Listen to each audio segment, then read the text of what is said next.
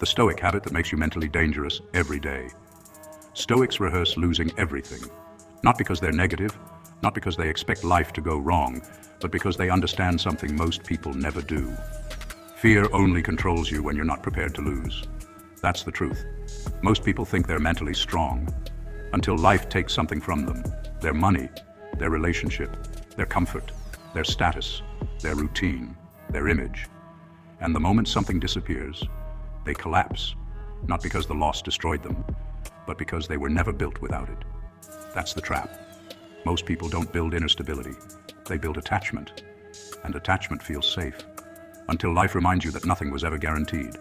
That job you depend on, that person you think will never leave, that comfort you built your identity around, that image you protect so hard, it can all disappear. And deep down, you know that. That's why people live with anxiety.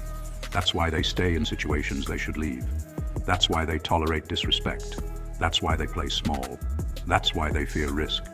Because they're not just protecting what they have, they're protecting what they're afraid to lose.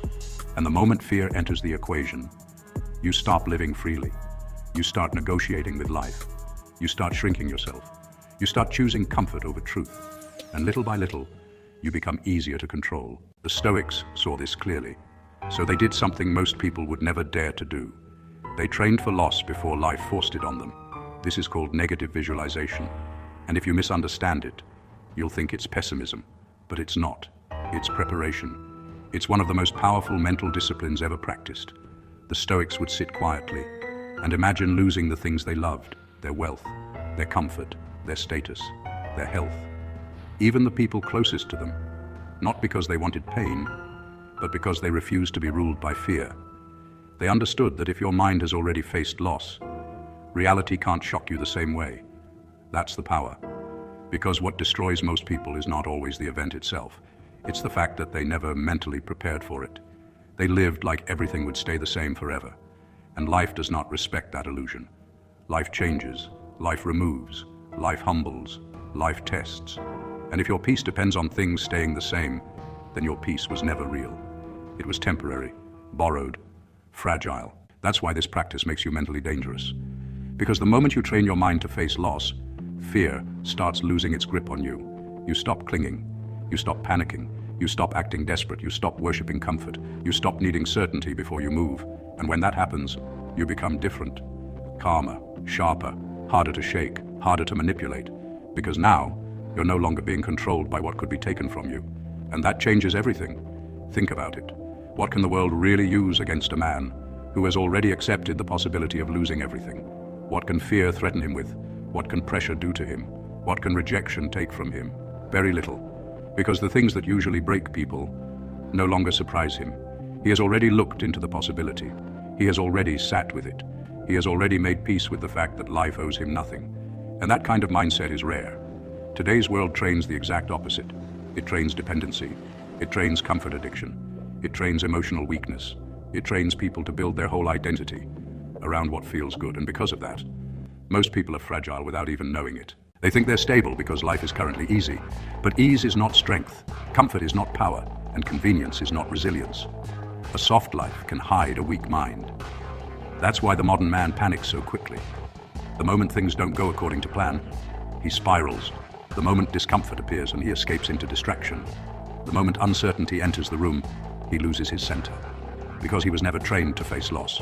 He was trained to avoid it, to numb it, to deny it, to distract himself from it. But avoidance does not build strength. It builds dependency. And dependency is weakness. Because whatever you cannot imagine losing owns you. Read that again in your mind. Whatever you cannot imagine losing owns you. That's the uncomfortable truth. If your peace disappears when one thing leaves, then that thing was never just a part of your life. It became your foundation. And foundations that fragile will always collapse. That's why negative visualization is so powerful. It forces you to confront where your real weakness is. Not on the outside, inside, in your attachments, in your fear, in the parts of you that secretly believe you cannot survive without certain outcomes. The Stoics attacked that weakness directly. They didn't run from discomfort. They used it. They rehearsed it. They sat with the worst-case scenario until it stopped controlling them. That's what mental training actually is. Not motivational quotes, not temporary confidence, not pretending to be fearless. Real mental training is sitting with the thought of loss and still remaining steady, still breathing, still clear, still standing. That's strength. And here's the strange thing. When you start practicing this, something changes. You don't become colder in a dead way. You become calmer. You become more present. You become more grateful. Because when you truly understand that everything is temporary, you stop taking things for granted. You stop acting entitled. You stop moving through life like things are guaranteed. And that makes you appreciate more, while needing less. That's power. To appreciate deeply, without depending completely. To love fully, without collapsing if life changes. To build strongly, without worshipping what you build. That's the Stoic balance, and most people never reach it, because they confuse attachment with love. They confuse dependency with loyalty. They confuse comfort with peace. But peace is not the absence of loss. Peace is the ability to remain whole, even when loss happens. That's what this practice is really building. Not emotional numbness, not detachment from life, detachment from illusion, detachment from the false belief that life must go your way for you to remain okay, because it won't. Life will not always go your way. People will disappoint you, money will fluctuate, plans will fail, things will end, comfort will leave. And if you haven't trained your mind for that reality, you will spend your whole life being emotionally blackmailed by change. That is not freedom. That is fear wearing expensive clothes. So how do you actually practice this? Not as a quote, not as an idea, but as real mental discipline. You sit in silence, no distractions, no music, no phone, no noise, just you. And then you pick something you're attached to, something that quietly controls your emotions, your money, your image, your relationship, your comfort, your routine, your success, whatever it is. And then you imagine losing it, fully. Not lightly, not vaguely, fully. Imagine it being gone. Imagine the discomfort. Imagine the emptiness. Imagine the consequences. Imagine the fear it brings up. And then ask yourself one question. Would I still be okay? Not comfortable, not unaffected, but okay. Able to stand, able to function, able to rebuild, able to continue. Because that's the real test. Not whether loss hurts. Of course it hurts. The question is whether it destroys you. And if the honest answer is yes, then you've just found your weak point. Good. Now you know where the work is. That's how this practice changes you. It reveals what owns you. And once you see it clearly, you can start taking your power back. Over time, fear weakens. Not because life becomes easier, but because your mind becomes stronger. And when that happens, you stop moving like someone who is desperate for things to stay the same.